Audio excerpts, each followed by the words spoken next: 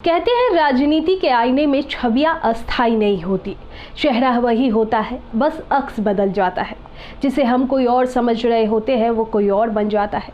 छवियों का बनना और बिगड़ना राजनीति की घड़ी में नियति की तरह है। कभी एक का डंका बजता है तो कभी 6 का, और कभी घड़ी 12 बजा देती है। तो आज इस वीडियो में हम जानते हैं राहुल गांधी के बारे में। नमस्कार, मैं हूं शिवांगी। राहुल गांधी अब चश्मा नहीं लगाते, लेकिन जन स्मृति में उनकी पहली तस्वीर इंदिरा गांधी और फिर राजीव गांधी की अंतिम यात्राओं की ही है। इंदिरा गांधी के शव के पास एक छोटा बालक चश्मा लगाए खड़ा है। फ्रेम बदल जाता है पर चश्मा रहता है। राजीव गांधी के शव के पास खड़े राहुल की आंखों पर भी। तब राहुल चश्मे से दुनिया को देखते थे। राहुल का ये चेहरा निजी चेहरा है। उस चेहरे पर चश्मा है, नुकसान निजी है, दुनिया निजी है, कुछ भी राजनीतिक नहीं है सिवाय आसपास खड़े राजनीतिक लोगों के। इसके बाद के राहुल 90 के दशक के आखिरी वर्षों के राहुल है। मां के लिए वोट मांगते हुए लोग बहन प्रियंका गांधी में भविष्य की इंदिरा गांधी देख रहे थे और राहुल में राजनीति के प्रति संकोच। इसी संकोच से खींचकर बाहर निकालने के क्रम में राहुल राजनीति के धरातल पर उतरे। बिखरी हुई हिंदी, भीड़ के प्रति असहजता, समझने समझाने का संकट और तात्क्षणिक निर्णय। रोड शो में चेहरा बने राहुल 2004 में अमेठी से कांग्रेस के प्रत्याशी बने। ये सबसे आसान जमीन थी, देखी परखी थी। राहुल चुनाव जीत गए। ये सिलसिला 2014 तक चला और राहुल 3 बार अमेठी से सांसद पहुंचे। इस दौरान परिवार और पार्टी ने उन्हें 2007 में छात्र संगठन NSUI की जिम्मेदारी दी। साथ ही पार्टी का महासचिव भी बनाया गया। राहुल ने लिंग 2 की सिफारिशों के जरिए छात्र इकाई में प्रयोग किए जो सार्थक नहीं हो सके। महासचिव के रूप में सबसे बड़ी बात जो लोग को याद है वो है ऑर्डिनेंस फाड़कर सजा याफ्ता जनप्रतिनिधियों को रोकने का रास्ता खोल देने वाला निर्णय ही था, जिनमें उन्होंने मनमोहन सिंह की सरकार को सार्वजनिक रूप से बौना बना दिया था। नरसिंह राव और सीताराम केसरी से होते हुए जो पार्टी सोनिया गांधी के नेतृत्व में सहज हो चुकी थी और 10 बरस सत्ता सुख भी भोग चुकी थी, उसके लिए राहुल एक असहज वारिस बनते जा रहे थे। राहुल के तरीकों पर टिप्पणियां होने लगी। राहुल की क्षमता पर सवाल उठते गए। राहुल राजनीति के प्रति गंभीर नहीं है जैसे बातों को प्रचारित की गई। रही सही कसर अन्ना आंदोलन और कांग्रेस की राजनीति के विरोधी दलों ने पूरी की। सोशल मीडिया पर बूम शुरू हो चुका था और उसमें निंदा रस की चाशनी में घिरी हुई मक्खी बना दिए गए थे। राहुल जो किसी के लिए भी व्यंग्यों और उपहास परिहास के लिए सहज विषय बन गए थे। दूसरी तरफ राहुल अपने तरीकों की राजनीति के लिए पार्टी के अंदर और बाहर जूझते नजर आए। कांग्रेस को आलस का पाला मार चुका था।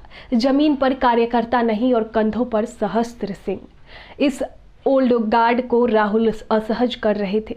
2014 में पार्टी हारी तो राहुल नई कांग्रेस खड़ी करने की कोशिशों में लग गए, लेकिन हार के मरुस्थल मोदी के मॉडल और एक के बाद एक विफल होते रिफॉर्म के दौरान राहुल और भी घिरते गए। कई नेता पार्टी से छिटक कर चले गए। कईयों ने सोनिया तो कभी प्रियंका गांधी को ही जमात ही संभावना बताकर राहुल विरोध जारी रखा। राहुल इस दौरान विपक्ष के लिए पप्पू और पार्टी के लिए दुविधा बन चुके थे। 2013 में पार्टी के उपाध्यक्ष और फिर 2017 में कांग्रेस अध्यक्ष पद पर राहुल पहुंचे, लेकिन 2019 की हार ने जैसे विद्रोह को शब्द दे दिए। राहुल इस्तीफा देकर कोप भवन में गए। हाथ में अमेठी की सीट भी गई, हाथ से अमेठी की सीट भी गई और कांग्रेस की फूट खुलकर चौराहों की चकल्लस बन गई। कितने ही चेहरे हैं, कपिल सिब्बल, आनंद शर्मा, मनीष तिवारी, संदीप दीक्षित, गुलाब Nabi Azad, RPN Singh, Jyotiraditya Scindia, Jitin Prasad, captain Amarinder, Virendra Singh, Ashwini Kumar, SM Krishna, Ashok Chauhan, जो पार्टी से या तो मुक्त हो गए या बागी। चुनाव में भी राहुल के प्रयोग जमीन पर जीत में तब्दील नहीं हुई। कांग्रेस और राहुल सतत कमजोर होते गए। भारत यात्रा और सामाजिक न्याय यात्रा। राहुल की राजनीतिक यात्रा में भारत जोड़ो यात्रा एक अहम पड़ाव बनकर आया। अभी तक राहुल चश्मे में ही थे, लेकिन अब चश्मा उतरने की बारी थी। आंखों से नहीं, नज़र से एक पुराने से फ्रेम से निकलकर राहुल ने देश को, समाज को, जनता को नए सिरे से देखना शुरू किया। देश के बारे में उनकी धारणा बदल दी और उनके बारे में देश की। पहली बार लोगों को लगा कि सफ़ेद टी शर्ट पहने ये युवा चेहरा कुछ तो कर रहा है। इस बिखरी और बढ़ी हुई दाढ़ी के पीछे लोगों को एक ईमानदारी नजर आई और राहुल के प्रति नेगेटिव नैरेटिव को अब ढलान मिलने लगा। दूसरा बड़ा मंत्र बना सामाजिक न्याय। महिलाओं, पिछड़ों, दलितों, अल्पसंख्यकों, आदिवासियों, गरीबों के हक और हित के मुद्दों को राहुल ने अपना भाषा बनाया। राहुल का नैरेटिव एक प्रो पीपल नैरेटिव है। अब राहुल कॉरपोरेट पर हमला करते हैं, कृपा नहीं अधिकार देने वाले रिफॉर्म की बात करते हैं, नीतिगत भ्रष्टाचार के प्रश्न पूछते हैं, जो आर्थिक देश की एक बड़ी आबादी इस नैरेटिव से रिलेट करती है। इसी रिलेटिविटी से वो सहजता आने लगती है जिसमें ये लोग धीरे धीरे राहुल से भी रिलेट करने लग गए हैं। यह आकलन ही नहीं कि पिछले कुछ समय में राहुल गांधी और कांग्रेस की तरफ मुस्लिम वोटों की वापसी हो रही है। दलित के बड़े नायक जब एक एक करके समर्पण करते दिख रहे हैं, देश की ये बड़ी आबादी राहुल में अपने लिए संभावना देखने लगी है। जातियों से निकलकर आगे बढ़ने के दावों वाले समय में जातियां जिस सामाजिक न्याय को अपने कलेजे से लगा कर रखती है, उसके लिए राहुल ने एक मशाल उठाई है।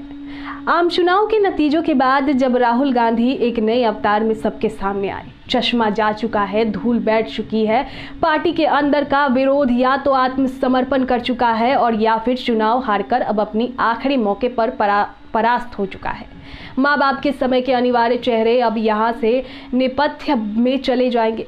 विरासत के अधिकतर परिवार या तो नतमस्तक है या तो फिर पंगु। अब राहुल की विचारधारा ही कांग्रेस की विचारधारा है, राहुल की सोच ही कांग्रेस का नैरेटिव है।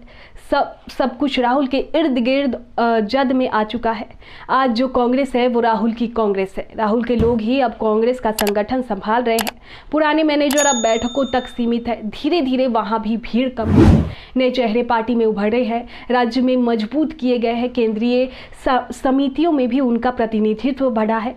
आज की कांग्रेस को राहुल गढ़ रहे हैं और पुराने खोल से निकलकर आगे बढ़ रहे हैं। 15 साल में ये पूरा पहला चुनाव है जब राहुल और पप्पू शब्द एक साथ इस्तेमाल नहीं हुए। विरोधियों और प्रतिपक्ष को समझ आ चुका है कि राहुल अब पप्पू नहीं रहे और उनको ऐसा कहकर सिवाय नुकसान के कुछ अर्जित नहीं होता है। सोशल मीडिया पर राहुल को सुनने वालों की तादाद बढ़ी है। टीवी पर कांग्रेस के विज्ञापन इस बार भाजपा के विज्ञापनों पर भारी पड़े। पुराने इंटरव्यूज की रील्स के जरिए जो ट्रोलिंग राहुल ने इस चुनाव से पहले तक झेली थी, उसके चलते इस बार मीडिया राहुल के इंटरव्यू से वंचित रहा। राहुल ने इस तरह मीडिया को अवसर से वंचित किया और एक कठिन संदेश भी दिया। यूपी के जनादेश में राहुल एक बड़ी भूमिका है। दलितों को समाजवादी पार्टी के बटन तक लाना आसान नहीं था। पीडीए का फॉर्मूला अखिलेश के लिए रामबाण था, लेकिन उसके लिए पुल का काम राहुल ने ही किया। संविधान और आरक्षण का नैरेटिव दलितों के बीच मुद्दा तो बन गया था, पर असल चुनौती थी दलितों का वोट सपा में शिफ्ट करवाना। इस सहजता को राहुल के नाम पर ही अर्जित किया जा सका। उत्तर प्रदेश में मुस्लिम वोट पिछले 10 साल में बटा हुआ ही नजर आया। सपा और बसपा के बीच झूलता ये वोट बैंक पिछले कुछ समय में कांग्रेस के प्रति लामबंद होता नजर आ रहा था। अखिलेश ने इस मूड शिफ्ट को 2024 की शुरुआत में भांपकर ही कांग्रेस के साथ फेल हो चुकी जोड़ी को दोबारा चांस दिया। सपा को उसका पुराना MY इसलिए अर्जित हुआ क्योंकि वहां कांग्रेस साथ खड़ी दिखी। आज कांग्रेस मजबूत है, एनडीए को स्पष्ट बहुमत मिला है, लेकिन वहां भी पावर बैलेंस दिख रहा है। आने वाले दिनों में कांग्रेस और मुखर होकर देश के सामने एक मजबूत विपक्ष की भूमिका में नजर आएगी। राहुल इसके नायक होंगे, ऐसा नहीं है कि राहुल के सामने चुनौतियां नहीं है या उसमें अब कोई कमी नहीं, लेकिन राजनीति में आदर्श होना जरूरी नहीं होता। राजनीति में चश्मे से बाहर देखना जरूरी होता है, दूर तक देखना जरूरी होता है, देखते रहना जरूरी होता है। मोहब्बत की दुकान अब चल पड़ी है और वो नए ग्राहकों की राह भी देख रही है। तो आपको इस वीडियो को लेकर क्या राय है, कमेंट बॉक्स में हमें जरूर बताएं।